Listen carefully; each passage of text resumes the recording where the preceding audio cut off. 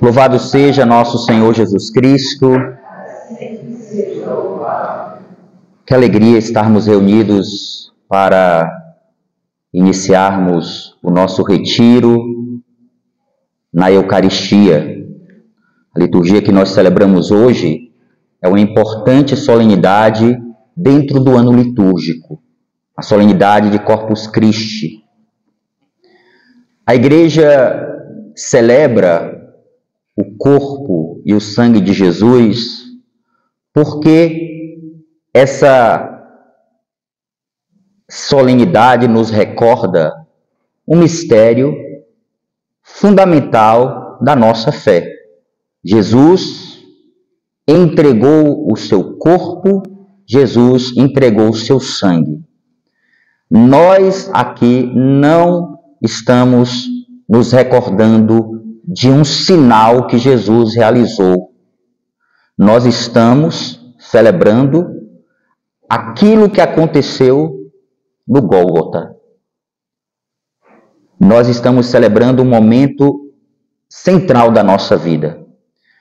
Dom Henrique, que acredito que todos nós tivemos a oportunidade de conhecer, ele nos recordava que nós devemos utilizar um termo que se aplica melhor à Eucaristia. Normalmente a gente utiliza o termo se atualiza o mistério de Deus. Esse termo não está errado. Porém, quando nós escutamos esse termo, principalmente nos dias atuais, ele pode ter alguma dubiedade. E ele prefere utilizar o termo a presencialização. Jesus se presencializa diante de nós. Essa memória, essa realidade que aconteceu, sacramentalmente acontece diante dos nossos olhos. Por mais que os nossos olhos não sejam capazes de compreender esse grande mistério que acontece no altar. Mas é fato que Jesus, ele se deu para nós na Eucaristia. E a própria palavra de Deus nos recorda isso. Nos recorda o texto que todas as Eucaristias o sacerdote recorda. São as palavras de Jesus. São palavras de Jesus. Ele entrega o seu corpo, ele entrega o seu sangue. Ao longo da história da Igreja, isso foi um fato inquestionável. Inquestionável. A Igreja sempre, e os documentos da Igreja nos recordam muito isso. Por isso que é importante a gente estudar os documentos da Igreja. São João Paulo II nos recordava. A Igreja vive da Eucaristia. É da Eucaristia que gravita a nossa vida. A vida da Igreja, todas as atividades que nós fazemos, tudo que você faz, sejam os trabalhos apostólicos, seja a sua profissão, o seu estudo, qualquer coisa que nós fizermos, o ponto inicial de todas as nossas atividades deveria ser a Eucaristia. A gente num primeiro momento, não pensamos em iniciar o nosso retiro na Eucaristia. A providência de Deus quis que assim o fosse. E como é importante, é um sinal importante. Tudo na nossa vida deve gravitar em torno da Eucaristia. Amanhã nós vamos entrar no retiro com as pregações, com os cursos, enfim. Nós vamos perceber que não pode acontecer uma mudança na vivência da nossa afetividade e sexualidade. Não existe amadurecimento sem o auxílio da graça de Deus. Portanto, se a gente simplesmente aqui fosse fazer um retiro, um encontro, e fosse um encontro apresentando para vocês teorias das mais diversas sobre sexualidade humana, o seu esforço não seria capaz de mudar nada na tua vida. Quem muda é a graça. E eu colaboro com a graça. São João Paulo II, ele vai falar muito sobre a importância dos sacramentos para que nós possamos viver uma vida de santidade também no campo afetivo sexual. Então, é a graça de Deus que vai convertendo o meu coração. É a graça de Deus que vai me unindo a Jesus.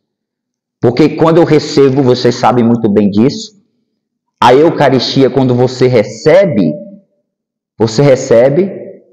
o Espírito Santo. Você recebe não somente Jesus, você recebe também a força, o Espírito de Deus que te faz a cada dia dar passos, a cada dia converter a tua vida, a cada dia mudar as suas escolhas. Então não é simplesmente a força. Por isso que não tem sentido eu querer mudar a minha vida sem contar com a graça. É perda de tempo, é você ficar muitas vezes dando murro em faca. Não tem esse ditado de dar murro em faca? Está dando murro em faca. Você está tentando com a sua força, está se esforçando, mas está faltando se abrir ao auxílio de Deus. E é esse auxílio de Deus que vai criando em você os meios para que você possa, a cada dia, crescer na fidelidade. A Eucaristia, a confissão. Esses sacramentos são fundamentais nesse processo de conversão nas diversas áreas da nossa vida. Todos nós sabemos o que significa a palavra conversão. Não é isso? Todos nós sabemos. Quantas vezes a gente escutou essa expressão, conversão? Às vezes a gente vê as pessoas, e é uma pena isso, as pessoas pensarem que elas vão mudar alguma coisa na vida delas a partir de comportamento. Comportamento não significa santidade. Esses dias não, né? A gente tem vivido um tempo onde pode ser moda usar uma roupa casta. Eu não sei, né? Se de fato agora é o momento que a moda é usar uma roupa casta. Aí as mulheres todas usam uma roupa casta, os homens. Passou o tempo da moda. Agora a moda é usar umas vestes que não são tão castas. As mulheres vão usando roupa. Ou seja, não é comportamento. Comportamento não diz nada do que acontece no seu interior. O que acontece dentro de você, o seu modo de se vestir, a sua forma de agir, não diz muita coisa. Não diz muita coisa. Mas a palavra conversão significa uma mudança da tua mente. Aí sim. Quando, a palavra metanoia, né? Metanoia significa isso, mudança de mentalidade. Aí sim. Aí uma roupa vai fazer sentido. Porque você não botou simplesmente por causa de uma moda. Aí um caminho de vivência, de aspectos na nossa vida vai fazer sentido. Porque começou dentro. Se não começa dentro, não existe conversão. Precisa começar dentro. E é por isso que a gente precisa de vida sacramental. A Eucaristia, a confissão. São João Paulo II, aqui eu vou falar muito de São João Paulo II, né? Mas aqui, eu sei que aqui tem peritos em São João Paulo II. Renata é perito em São João Paulo II.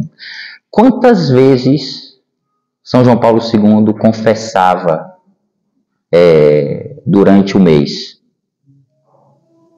São João Paulo II se confessava toda semana. São João Paulo II era um pecador inveterado que precisava se confessar tanto assim? Não. Era um homem que caminhava na santidade. Mas ele tinha consciência de que ele precisava viver uma vida na graça. Confissão, Eucaristia. Confissão e Eucaristia. Eu nunca, quando alguém vem a mim, vou dizer assim, não se confesse muito não. Eu posso até ver que alguém tem algum tipo de escrúpulo e precisa ser corrigida sobre certas atitudes. Mas eu nunca vou tirar da pessoa esse desejo dos sacramentos, porque eu sei que é difícil de criar esse desejo das pessoas pela vida sacramental. Então, Eucaristia, confissão, tudo isso para que você possa viver em estado de graça. Estado de graça requer uma vida na graça.